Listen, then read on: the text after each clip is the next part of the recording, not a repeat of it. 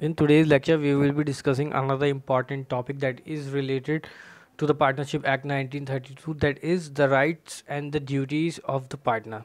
So these rights and duties can be divided into two parts. That is, the first is the rights among the partners, or two, what are the relationships of partner with one another, and the second important category is that the rights related to of the partners to the third party. ठीक है, तो ये दो parts में divided है. Basically we will be dealing with the relation of partners to one another only in this particular video. ठीक है, because the rights and duties relating to the third party is a long topic, so that we will be discussing in a different video. ठीक है, तो बहुत ज़्यादा easy है, कोई ऐसी टफ राइट्स नहीं है, सिंपल सी कॉमन सेंस वाली राइट्स है, क्योंकि we have studied that partner are nothing but the agent principal in themselves. There is a mutual agency which we have discuss when we were discussing about the essentials of partner. So the most important part is that they are the agent and the principal of each other, thus forming a mutual agency.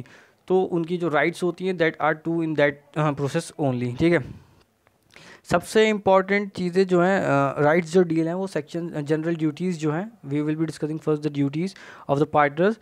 General duties are discussed under Section 9 of the Indian Partnership Act 1932. The first and the foremost important is not to compete among themselves. ठीक है, this is the most important duty of each partner because they are partner. ठीक है, तो अगर वो partner हैं, वो mutual agent है एक दूसरे का, तो so they can not compete among themselves.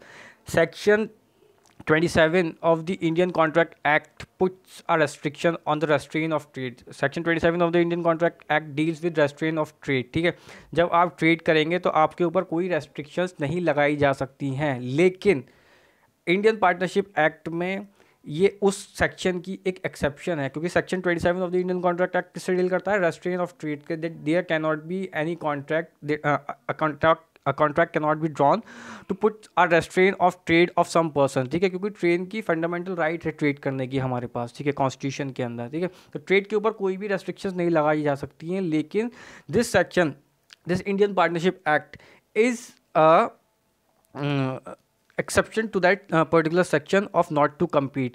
Here the competition cannot be allowed between partners. Partners के बीच में competition allow नहीं किया जा सकता. ऐसा नहीं हो सकता कि पार्टनरशिप फर्म खोली, चार पार्टनर्स ने मिलके, और एक पार्टनर जाता है वो अपना उस जैसा ही कोई बिजनेस सेटअप कर लेता है. ठीक है, या उससे रिलेटेड ही कोई बिजनेस उस एरिया में सेटअप कर लेता है. तो इन सब चीज़ों से इन सब चीज़ों को लेकर सबसे इंपॉर्टेंट चीज़ क्या है कि कंपटीशन क्रिएट नहीं किया जा सकता. तो जो पार्टनर्स हैं वो उस पार्टनर को, अगर वो कोई बिज़नेस खोलने की कोशिश करता है उस पर्टिकुलर एरिया में जिससे उनकी गुडविल या बिज़नेस को कोई भी दिक्कत आती है किसी भी तरीके की, तो ऐसी कंडीशंस में क्या होता है, ऐसी कंडीशंस में पार्टनर उसको रेस्ट्रिक्ट कर सकते हैं उस पर्टिकुलर ट्रेड को करने से, चाहे वो उससे रिलेटेड हो या किसी और चीज़ से भी रिलेटेड हो, लेकिन वो उस पर्टिकुलर ट्रेड से रिलेटेड जो कि उनके बिजनेस को डायरेक्टली इफेक्ट करने वाली है, ऐसी कोई ट्रेड उस पर्टिकुलर एरिया में भी खोलने से उसको मना कर सकते हैं. ठीक है, तो this is the first and the foremost and the most essential duty of each and every partner, that they can not create competition for the partnership firm. वो अपनी ही पार्टनरशिप फर्म के लिए एक कंपटीशन क्रिएट नहीं कर सकते हैं. ठीक है, तो ये हो गई पहली ड्यूटी पार्टनर्स की. ठीक है, another important duty is contribute toward losses. We have studied कि अभी हमने पिछले लेक्चर में पढ़ा था कि पार्टनरशिप क्या क्या चीज़ें से मिलकर बनती है. कैपिटल देनी होती है, एक्टिव पार्टनर्स कौन कौन से होते हैं, स्लीपिंग पार्टनर्स कौन कौन से होते हैं. तो उनके साथ एक एसेंशियल ड्यूटी जो खड़ी होती है, कॉमन सेंस से भी ये चीज़ देखी जा सकती है, कंट्रीब्यूट टुवर्ड द लॉसेस. तो अगर फर्म को कोई भी किसी भी तरीके का कोई लॉस होता है, if there is any kind of loss to the firm, then each and every it is the duty of each and every partner to contribute towards the losses. कोई सा भी अगर फर्म को लॉस होता है किसी भी तरीके का, तो सबको मिल बांट कर ही उसको लॉस को भरना पड़ेगा, क्योंकि हमने पहले ही पढ़ा है when we are discussing about the essential. तो जब एग्रीमेंट डीड बनाई जाती है तो एग्रीमेंट डीड में पहले ही मेंशन होता है कि किस किस का कितना क्योंकि सब इक्वली सब बराबर होते हैं एक पार्टनरशिप फर्म में, अनलेस एंड अदरवाइज अगर एक्सप्रेसली कोई रेशियो प्रोवाइड नहीं हुआ है तो सब लोगों को एक समान ही माना जाता है. तो अगर सब लोग एक समान है, सब लोग इक्वल कैपिटल दे रहे हैं, तो अगर कल को कोई फर्म की वजह से कोई लॉस होता है तो वो भी इक्वली डिवाइड होगा. तो सब पार्टनर्स की ड्यूटी है to contribute toward the loss. अगर कोई लॉस, क्योंकि अब प्रॉफिट शेयरिंग है तो लॉस शेयरिंग भी होगी. प्रॉफिट में अगर पार्टनर्स का हिस्सा है तो लॉस में भी जाहिर सी बात है पार्टनर्स का हिस्सा होगा. तो this is a duty of the partners that they should contribute to the losses as far as the partnership is concerned. Third and another important duty of the partners is common advantage, just and faithful. ठीक है, उनको आपस में faithful रहना है. कोई भी common advantage के लिए, जस्ट एंड फेथफुल एडवांटेज के लिए आपस में उनको एक पार्टनरशिप फर्म में जो है उनको बिल्कुल से एक तरीके से फेथफुल रहना है. क्योंकि at the end of the day partnership किसके लिए काम कर रही है, पार्टनरशिप का जो भी फ़ायदा हो रहा है, जो भी बिजनेस कर रही है पार्टनरशिप, वो चारों में डिवाइड हो रहा है. तो ये एक ड्यूटी बन जाती है कि जस्ट एंड फेथफुल रहने की पार्टनर्स की टुवर्ड्स ईच अदर. ठीक है, so this is another duty of the partners that they should be faithful toward their partnership, toward their enterprise. जो भी उनकी पार्टनरशिप फर्म है, जो भी उनका बिजनेस है, तो उसमें वो फेथफुल रहेंगे. ठीक है. Fourth important thing is render true accounts and full information. जो भी अकाउंट्स की बातें होंगी, अकाउंट्स की जो बुक्स होती हैं जो कि हेल्ड की जाती हैं पार्टनरशिप फर्म के द्वारा, बुक पूरी मेंटेन होती है. वो तो हर बिजनेस में होती है. बुक ऑफ अकाउंट्स जो है वो हर बिजनेस में मेंटेन होती है. ठीक है, तो अगर book of accounts her business में मेंटेन होती है तो उस अकाउंट में जो भी इंफॉर्मेशन है वो ट्रू और ट्रू अकाउंट्स रेंडर करनी चाहिए. कोई सी भी अगर ट्रांजैक्शन हो रही है, कोई पार्टनर अगर जाकर ट्रांजैक्शन कर कर आ रहा है किसी पार्टनर अपनी पार्टनरशिप फर्म के लिए, तो वो उस बुक ऑफ अकाउंट्स में जो भी इंफॉर्मेशन है वो ट्रूली मेंशन करेगा. अगर 1 रुपये की भी कोई चीज़ वो अपने पर्सनल यूज़ के लिए ले रहा है या फिर बैंक के यूज़, पार्टनरशिप फर्म के यूज़ के लिए ले रहा है फर्म से, अपनी पार्टनरशिप फर्म से, तो it is the duty of that particular partner to mention the true facts and full information regarding particular transaction in the book of accounts. ठीक है, तो this is another important duty that he should render true accounts and full information. यहाँ पर account से मतलब हो रहा है बुक ऑफ अकाउंट्स जो मेंटेन होते हैं, किसी भी तरीके की कोई ट्रांजैक्शन होती है तो उससे रिलेटेड अगर कोई सी भी कोई ट्रांजैक्शन वो कर रहा है तो बुक ऑफ अकाउंट्स में बिल्कुल ट्रू इन्फॉर्मेशन दे. जिस चीज़ के लिए उसने उसको यूज़ किया है उसको ट्रूली मेंशन करे. एक एक छोटी से छोटी चीज़ के लेके बड़ी से बड़ी चीज़ तक अपनी बुक ऑफ अकाउंट्स में उसको वो मेंशन करना कंपल्सरी है. Because he is obligated, he has a duty towards the firm.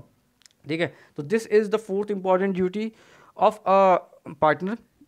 The fifth one is act with due diligence. Due diligence का मतलब क्या होता है कि भाई चारों लोग, अगर 2 पार्टनर हैं या 3 पार्टनर हैं या 4 पार्टनर हैं, जितने भी पार्टनर हैं, तो सब पार्टनर्स को बिल्कुल ड्यू डिलिजेंस से एक्ट करना होगा. क्योंकि उनकी किसी भी गलती का मतलब क्या होता है, उनकी किसी भी गलती से सिर्फ एक बंदे को नुकसान नहीं होने वाला, पार्टनरशिप फर्म को नुकसान होने वाला है. तो एंड ऑफ द डे किसको नुकसान होगा, एंड ऑफ द डे उस नुकसान की जो बेयर करेंगे वो चारों के चारों या 2 के 2 या 3 के 3 जितने भी पार्टनर हैं फर्म में, वो सबको बेयर करना है. तो वो कोई भी ऐसा काम ना करे अपनी डिलिजेंस से, जो भी कोई काम करे कि उसकी नेग्लिजेंस से किसी तरीके का कंपनी को किसी भी तरीके का उनकी पार्टनरशिप फर्म को कोई नुकसान हो. तो पार्टनर को जब भी कोई काम करना है तो it is the duty of that particular partner that he performs his duty with due diligence. Negligence नहीं होना चाहिए, किसी भी तरीके का नेग्लिजेंस ना करना, बहुत ज़्यादा सावधानी से काम करना is another duty, it another burden on the shoulders of each and every partner. Because at the end of the day नुकसान किसी एक को तो होना नहीं है, उसकी नेग्लिजेंस से नुकसान जो होगा वो फर्म को होगा, और फर्म को अगर नुकसान होगा तो सारे पार्टनर्स को नुकसान होगा. ठीक है, last one is indemnity for loss caused by fraud. ठीक है, अब ये एक बहुत ज़्यादा इंपॉर्टेंट ड्यूटी है कि indemnity for loss caused by fraud. तो अब सबसे पहले हम डिस्कस करेंगे कि इंडेमनिटी क्या होता है. Indemnity we have if you have studied in Indian contract act there is clause of indemnity. Indemnity का मतलब क्या होता है, एक तरीके से सिक्योरिटी और प्रोटेक्शन अगेंस्ट लॉस. ठीक है, तो इसमें क्या चीज़ होती है कि अगर किसी के ऊपर अगर कोई बंदा पार्टनर जो है अगर कोई फ्रॉड करता है, ठीक है, तो अब पूरी फर्म को आप उसके लिए लायबिल नहीं कर सकते हैं. ठीक है, अगर आपने कोई काम ऐसा किया, कोई काम अगर आपने फ्रॉडुलेंट पर्पस से किया, किसी भी पार्टनर ने अगर कोई काम फ्रॉडुलेंट पर्पस से किया है, फ्रॉड करने के लिए किया है, फॉर एग्जांपल कि बुक ऑफ अकाउंट्स सब देख सकते हैं. ठीक है, सारे पार्टनर्स बुक ऑफ अकाउंट्स को टैली कर सकते हैं, उनके पास राइट होती है. That we will be discussing when we will discuss the rights of the partners. ठीक है, तो उनके पास एक राइट हो, सबके पास राइट होती है कि वो अपनी अकाउंट बुक्स को देख सकते हैं. ठीक है। तो अगर कोई पार्टनर फ्रॉडुलेंटली कोई एंट्री को क्या किसी ट्रांजैक्शन को घटाने या बढ़ाने की कोशिश करता है या बुक ऑफ अकाउंट्स में, ये एक एग्जांपल है, अगर कोई भी बंदा पार्टनर है बुक ऑफ अकाउंट्स में, भाई उसने कुछ लिया अपने पर्सनल यूज़ के लिए और वो अकाउंट में से एंट्री उसने कर दी गायब, ठीक है, तो ये एक तरीके से क्या हो गया, this will amount to fraud on the partnership firm, ठीक है। तो अब इस फ्रॉड के लिए पूरी फर्म लायबिल नहीं होगी क्योंकि it is the duty towards other partner. अब अगर उसने ऐसा फ्रॉड करके बैंक उसकी पार्टनरशिप फर्म को कोई नुकसान पहुंचाया है, उसने कोई एंट्री गायब की है, पैसों का गबन किया है और फिर उस गबन को छुपाने के लिए क्या किया है, बुक ऑफ अकाउंट्स में फेरबदल की है, तो then it is the duty of the partner to indemnify for the loss caused by that particular fraud. This is mentioned under section 10 of the Indian Partnership Act 1932. I hope समझ में आ गया होगा कि ये एक इम्प्लाइड ड्यूटी सी रहती है इंडेमनिफाई करने का, अगर आप किसी भी तरीके का फ्रॉड कर रहे हैं पार्टनरशिप फर्म से, ठीक है, तो आपको उस फ्रॉड के लिए जो भी आपने गबन किया है उसको, आपको लॉस को जो है वो इंडेमनीफाई करना पड़ेगा अपने पर्सनल पैसों से, ठीक है, आपकी जो भी पर्सनल इनकम हो या जो भी चीज़ होगी उससे आपको उसको इंडेमनीफाई करना पड़ेगा। तो these are the basic duties of the partners towards each other, ठीक है, क्योंकि वो एक पार्टनरशिप फर्म में होने के, और ये सारी ड्यूटीज़ जो है बेसिकली कॉमन सेंस से आई है, इनको समझने में कोई इतनी दिक्कत नहीं होनी चाहिए, क्योंकि भाई जब दो लोग एक साथ कोई काम कर रहे हैं तो उनके ऊपर ये बेसिक ड्यूटीज़ होनी कंपलसरी हैं, ठीक है। Now we will discuss another aspect, that is the rights of the partner in the Indian Partnership Act towards each other, which is dealt under section 12 and 13 of the Indian Partnership Act, ठीक है। We will discuss one by one all the rights of the partners.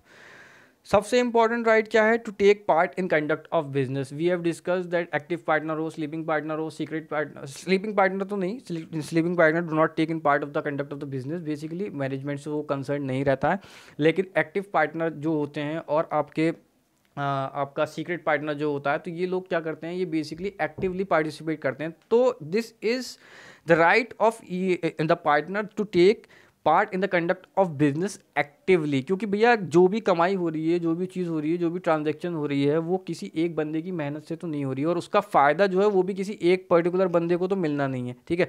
तो अब अगर दो लोगों की partnership firm है तो दोनों को बराबर से एक्टिवली पार्टिसिपेट करना पड़ेगा, ठीक है, ये उनके ऊपर एक ड्यूटी भी है और ये एज अ राइट भी है।